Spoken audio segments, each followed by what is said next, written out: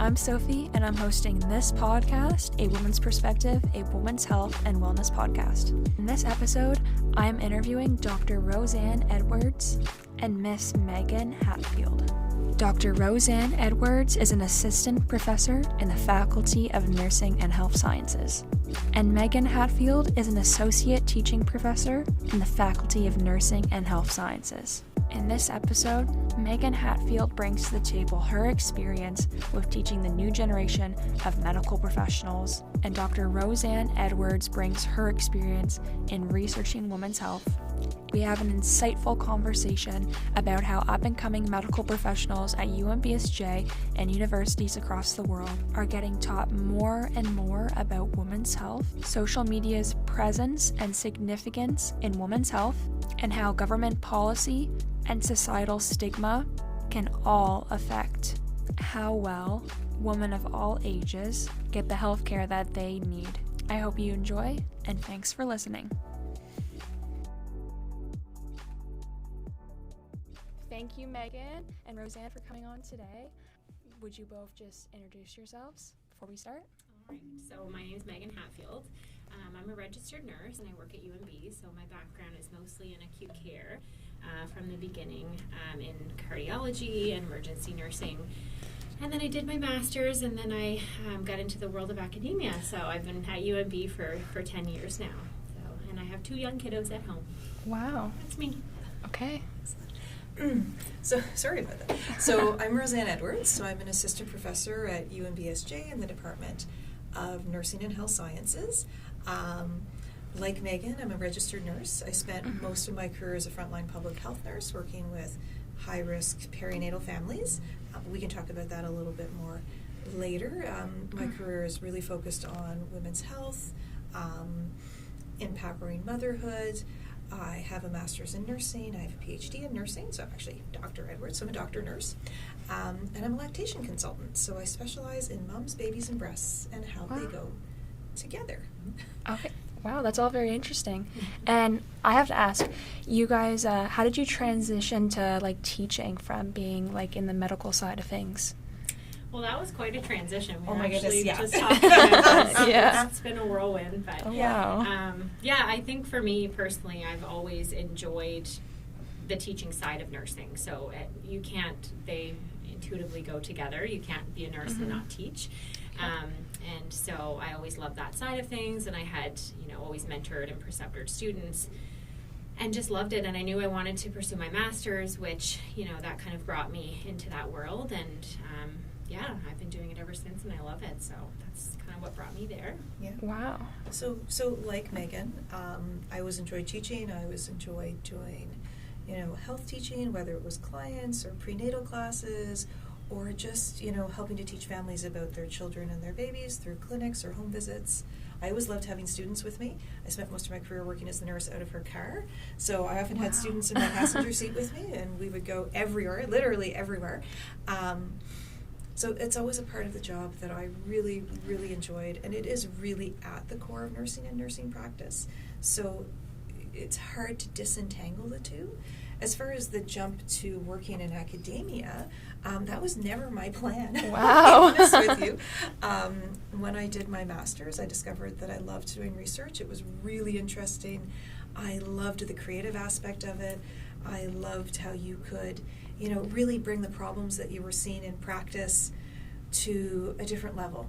To a different level of conversation, how you could influence the practice of others in a positive way, how you could influence policy in a positive way. I liked it so much, and because I'm crazy, I decided to do a PhD. Oh my goodness. And I said, I'll do it if I get in, and I got in, so I ended up doing it. And a PhD really is about doing research. Teaching is kind of on the side. So when I was offered the position at UMBSJ, of course, for research professors, teaching is about 40% of your job. Wow. So I jumped right in, completely blind, and discovered that I love teaching. It's wonderful. So it was kind of a very roundabout way. I never had any intention of becoming a teacher, but Here you are. but I adore it. Wow. It's wonderful. The students are probably my favorite part of the job. That is so nice to hear, as an incoming university student. Wow. I just want to touch on, before we hit the research side of things of women's health, Megan, you work more in like the teaching side of things, less research. Regarding the UMBSJ nursing and health sciences program, is there anything unique that is happening according to like women's health, and teach the new generation of medical professionals how to work with women and make them feel more heard and diagnose them more correctly, or maybe a better word would be well?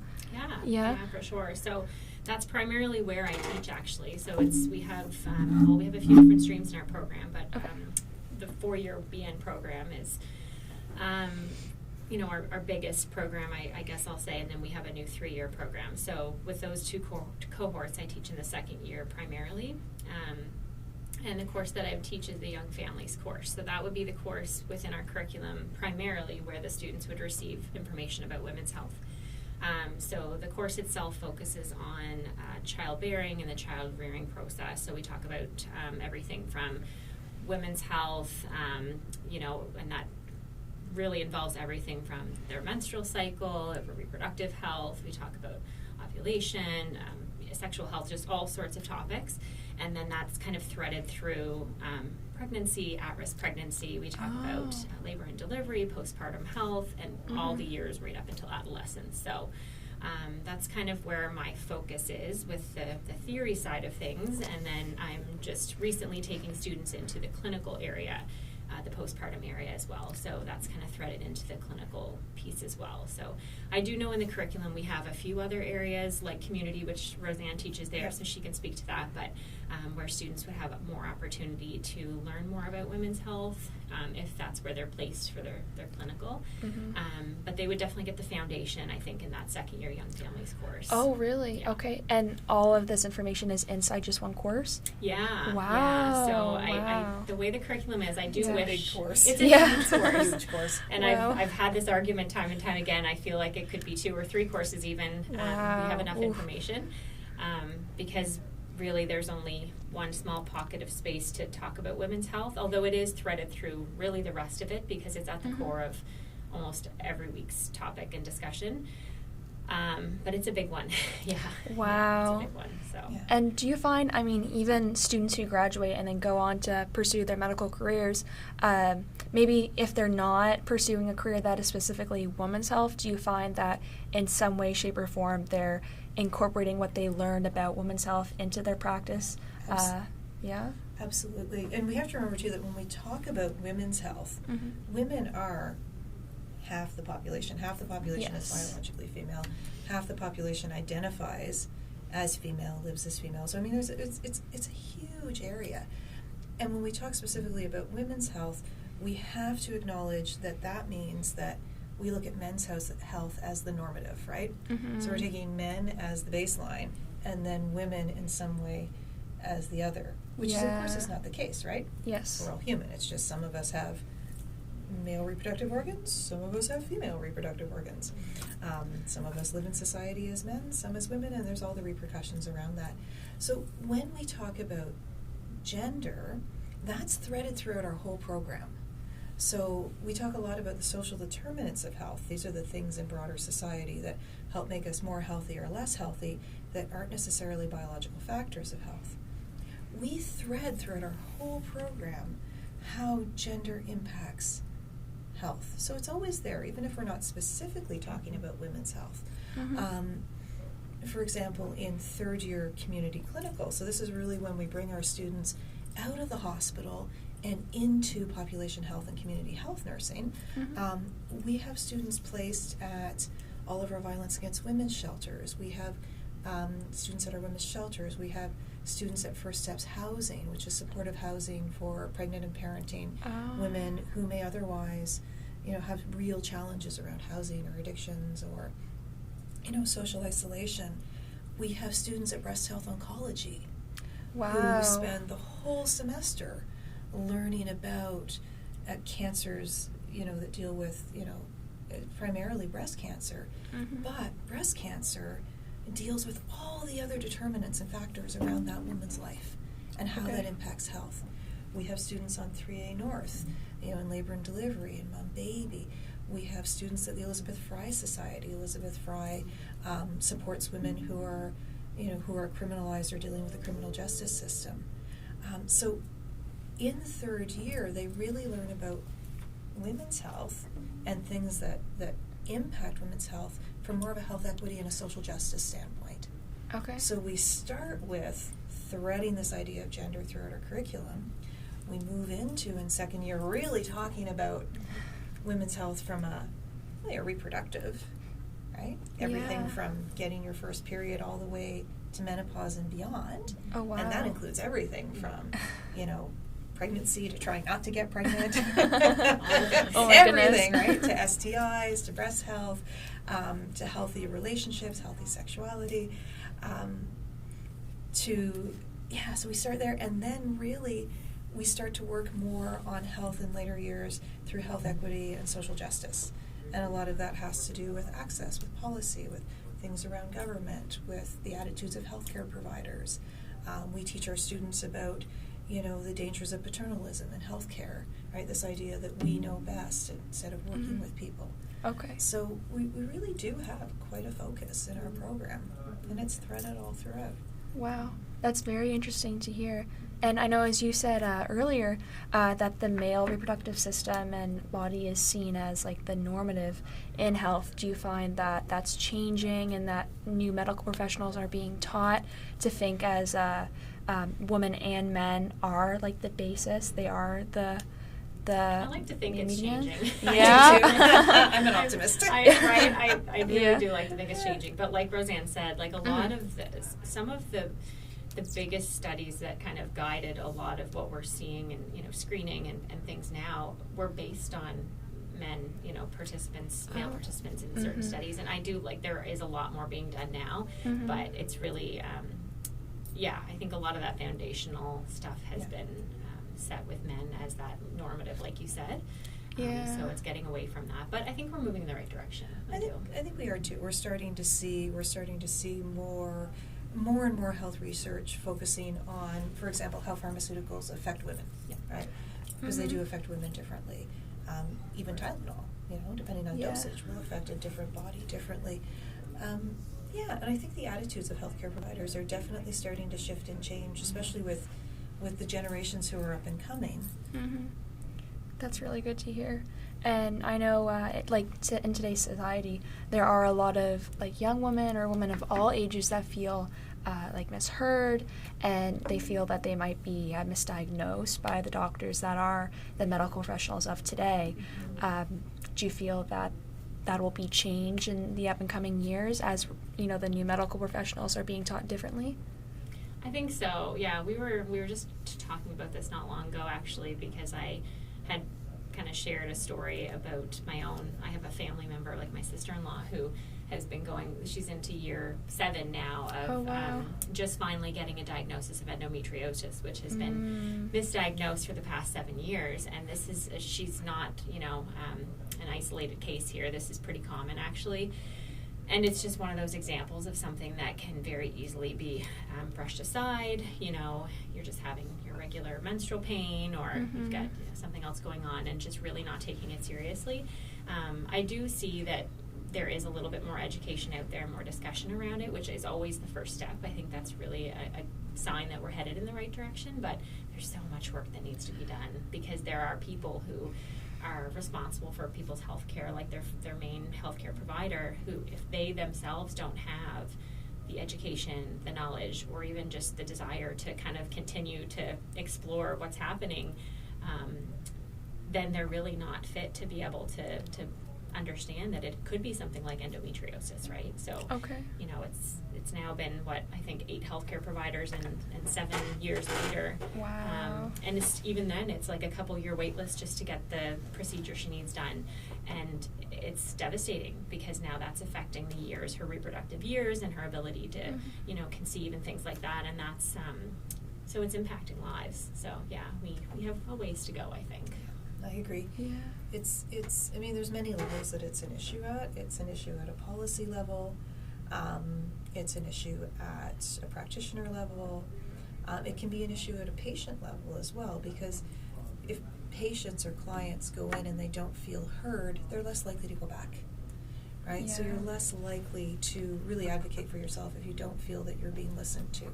And unfortunately, women's health issues are, I mean, they're well known for being brushed off as this is normal, or again, that it's just your period, or or lots of people have trouble conceiving, or women don't want to talk about the issues because they don't understand that what they're experiencing isn't normal, because it's not something that perhaps they're taught in health in grade school or high school, right? Women often aren't taught about their own bodies. They don't have enough information about their own bodies to really know that something's wrong. Maybe you have a young woman for whom intercourse is really painful. That woman may not understand that that's not normal. It's not supposed to be painful. Or that you're not supposed to hemorrhage every time you have a period. There are normal limits, right? There are normal parameters around blood loss during your period. There's all, I mean, we could go on with countless examples.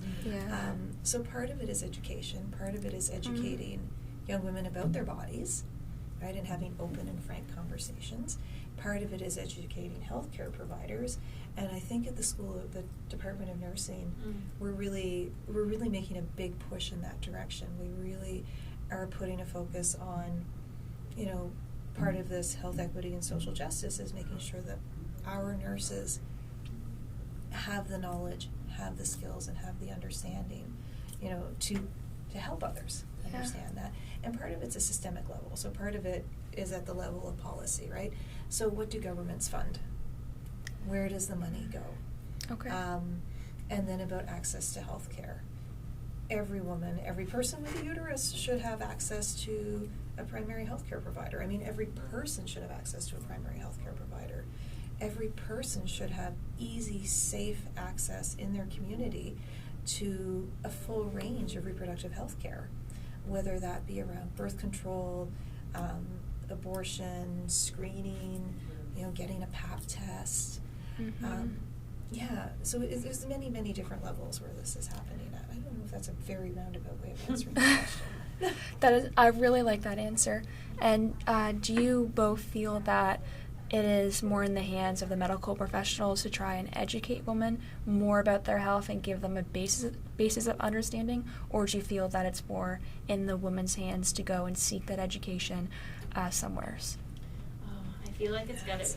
That's a hard question. It is sort of a combination, because I do think, I'm touching on what Roseanne said earlier, that it is, at least I feel it's our responsibility, in the academic setting, for example, to make sure that we're educating nurses so that they can then educate individuals and families and create change and allow other individuals to be autonomous in their own way. So we're not saying this is what you should do or this is how you should do it and this is why. We're saying this is the information. Now you need to take that and feel powerful enough to make those decisions for yourself, which I think is really important.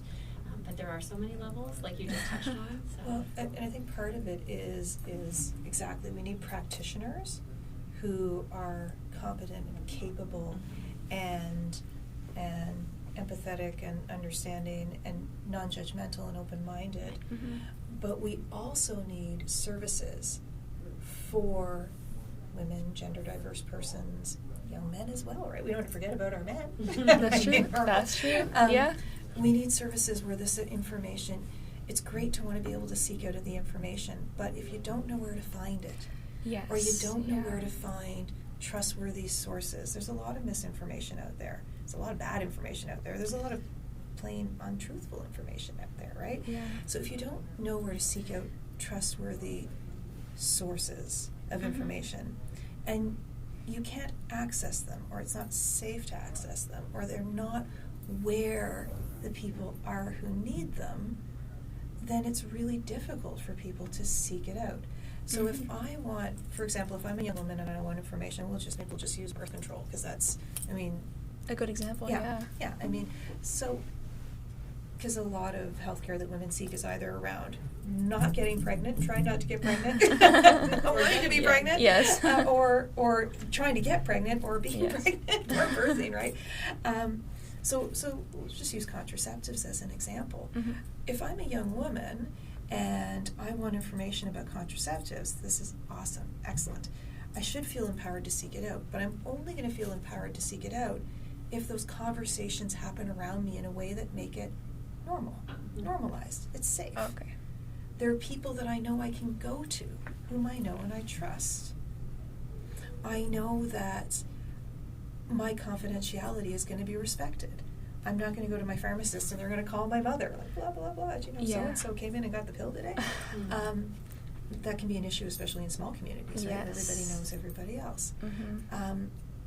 So you need to have the information in a place where it's accessible and available and safe to access. And that, in many ways, goes up to a government level, right? The government we need funding for things like every high school should have a clinic.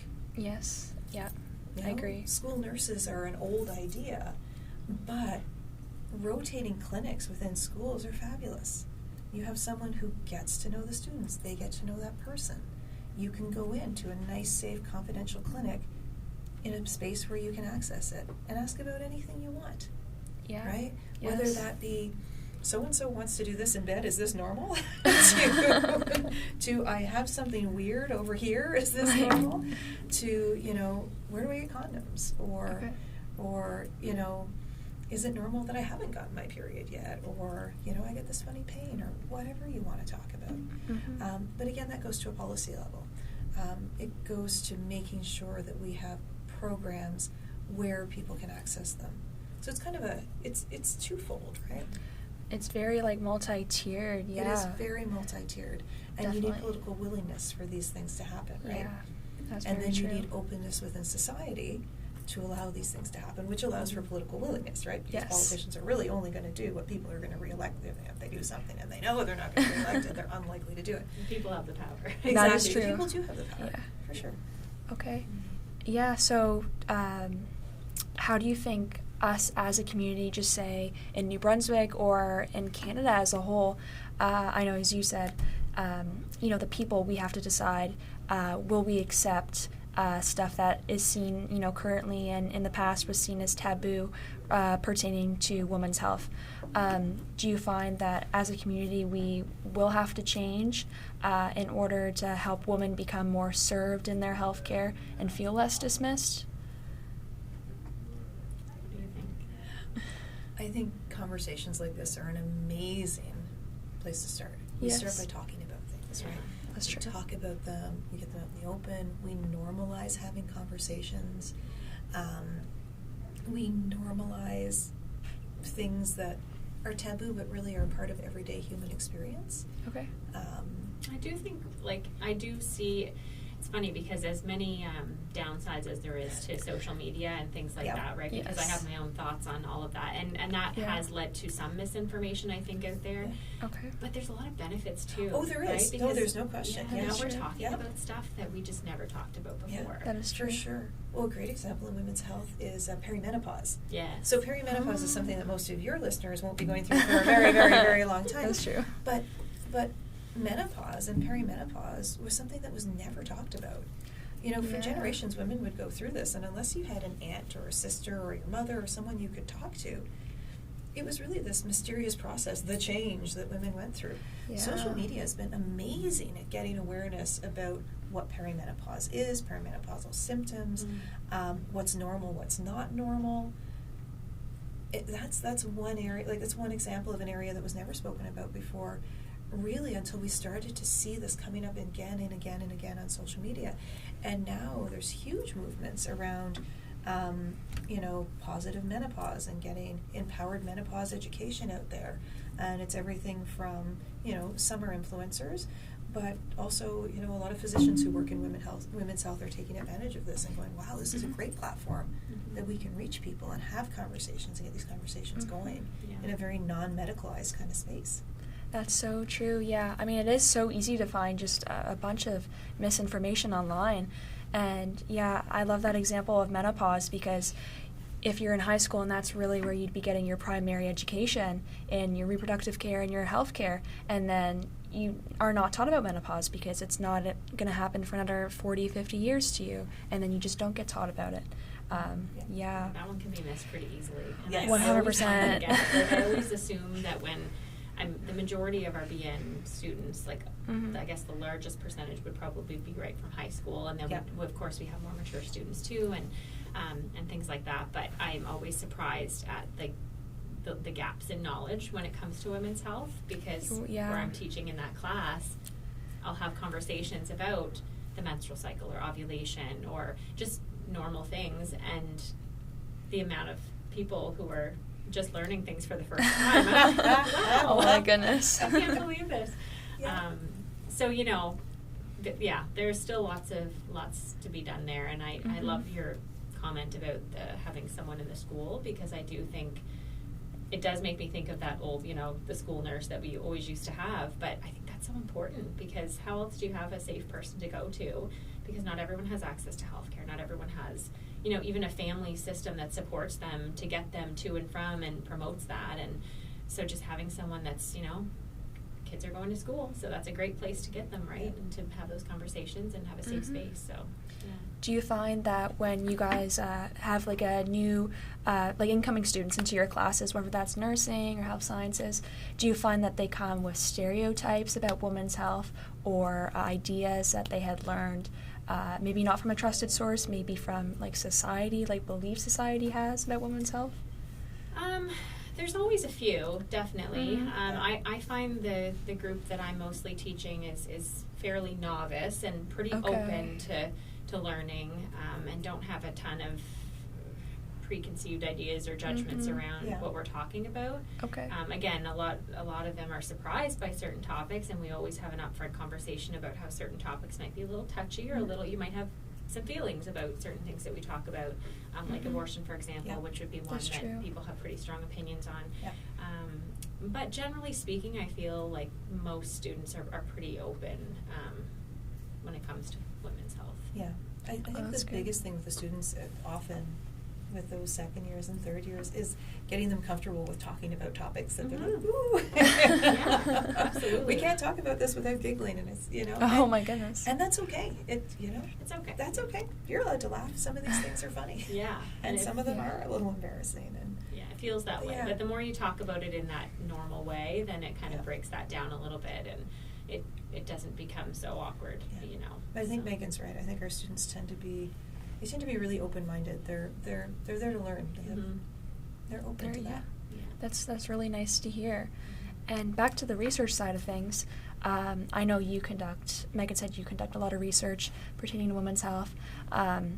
When, say, professors at UMBSJ, they conduct some research maybe pertaining to women's health or just health in general, or professors or researchers across the world, how fast do you find that new research comes into the program or is taught to medical professionals?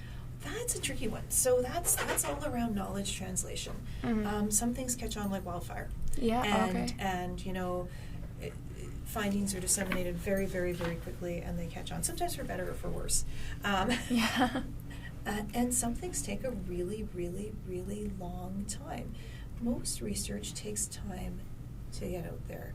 I mean, you have to, for example, with a study, you have to conceive of a study, you have to build your team, you have to actually do the research, you have to write, you have to publish. I mean, this takes years. Then you go to conferences and you talk about it, and then we teach it to our students, and we get evidence, and it gets into best practice, and it becomes an evidence-based practice guideline or a practice guideline. It's not always a quick process. We tend to think of research as this very quick, I discovered something and here it is. In nursing and medical research, it's slower. I mean, some things are generational too. Shifting attitudes and whatnot. But I find, as far as getting those conversations started, things like Megan's right, like social media are really, really helpful. Because, for example, 20, 30 years ago, you might give a talk about some research that you've done or you're just doing, and you may have to wait for the journal to be published and then someone to fish it out of the library. Now you give a talk and it's posted online. And people can access it that day or pretty much instantaneously, right? So the speed at which the information is traveling is much faster. how quickly it's getting into practice, well, that's one that's a little harder to say. But I would say the average is probably about 5 to 10 years. Oh, wow. It takes time. Okay. These It things does take take time. time. But yeah, that's good to hear that it gets integrated, eventually, of Things- course. Things get out there. I was now. going to say, Yeah. too, like, I was thinking about, it is nice, though, to have, I mean, within our faculty, for example, like, we have experts in certain areas. So, Mhm. for example, even though I'm teaching the Young Families course, Roseanne has expertise in lactation, and she has a whole background in that and a lot of, like, on-the-ground experience. So, for example, when we're talking about postpartum health, she's up to date on all of the up-and-coming information, whether there's stuff that's published or not. So she comes in every year and does a guest lecture with the students. So she's able to just, in that time period, just really translate that knowledge and share with them kind of up-and-coming things and what's going on, and this is best practice. And so I find that super helpful to just be able Wow. to, pick at the brains of the people around me, and we can all work together to try to make sure the students are really getting, everything that they That need new- without waiting 5 or 10 Yeah, years. Of course. exactly. Once they've graduated and everything, yes. Exactly, yeah. UNBSJ is nice too in that we are a small school, Mhm. but one of the advantages to that is that all of our professors also teach in clinical. Mhm. So we're all also on the ground. So it really gives a chance for us to teach each other, to teach our students, to learn from our community, to learn from our hospitals. It really helps that we're not stuck up in some ivory towers somewhere. I wouldn't like that. No, Of me course, neither. yeah. That'd be terrible. So we're all on the ground in the community, in the hospitals with the students. And we have graduate students too. It's not just our undergrad students. So our graduate students are doing research and we're constantly learning from them. And then the work that the graduate students are doing, we're able to trickle down to our undergrad students Oh, as well. of course. And I just want to ask you both, in closing, of course, you both, as professors at UMBSJ and, working at UMBSJ, you work with many students and, you cycle through so many different up-and-coming medical professionals.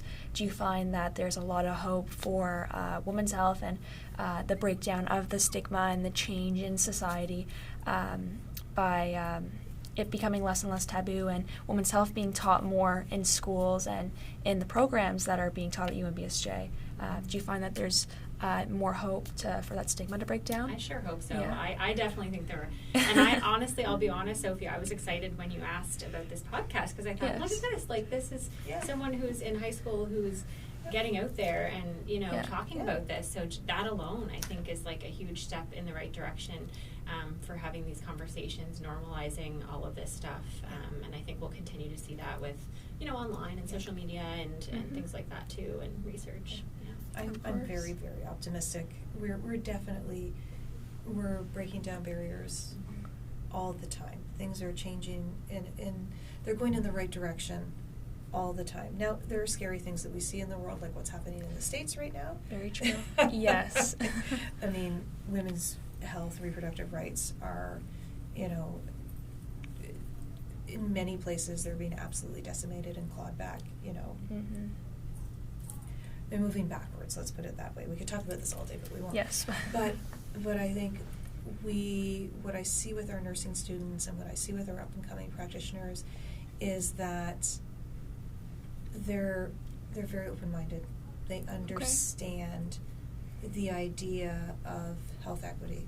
They understand the idea that, bodily autonomy, reproductive rights for everybody, access to full range of health care, and that includes, of course, reproductive health. That's a huge part of it for both men and women, are so fundamentally important.